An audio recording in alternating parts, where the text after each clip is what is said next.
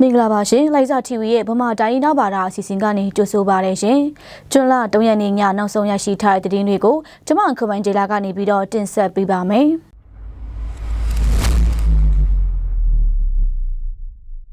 ရှေကူမြို့အဝင်းဂျမိုင်ရက်ကွက်က9လမ်းစုံနာမှာဒီနေ့ဇွန်လ3ရက်နေ့မနက်9:00နာရီခွဲလောက်က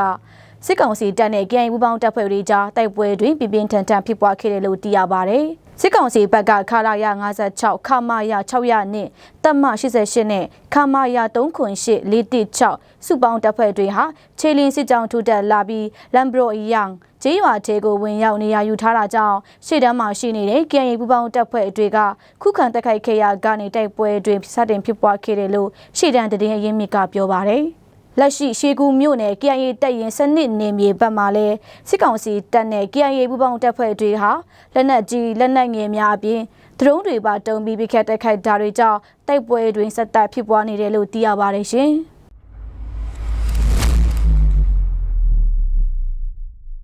KIO အစိုးရအုပ်ချုပ်ရာဒေသတနိုင်းအောင်လွတ်အဝင်ဂိတ်မှာမူရင်စေဝါရောင်းဝယ်သူတချို့ကိုဖမ်းဆီးရမိတယ်လို့တာဝန်ရှိသူတွေပြောပါတယ်။မူရင်စေဝါရောင်းဝယ်သူဟာတခက်ရွာကဦးနံကန်ဦးမန်လုံနဲ့မောင်မင်းမင်းဖြစ်ပြီးဘိန်းနဲ့မူရင်စေဝါတုံးဆွဲတဲ့နေရာမှာတုံးနဲ့အတုံးအဆောင်ပစ္စည်းများကိုလည်းဖမ်းဆီးမိကြောင်းသိရပါတယ်။ဖမ်းဆီးမိသူကိုတော့သက်ဆိုင်ရာတာဝန်ရှိသူများနဲ့ရဲဝန်ထမ်းများကစစ်ဆေးမေးမြန်းပြီးအရေးယူဆောင်ရွက်နေတယ်လို့လည်းသိရပါတယ်ရှင်။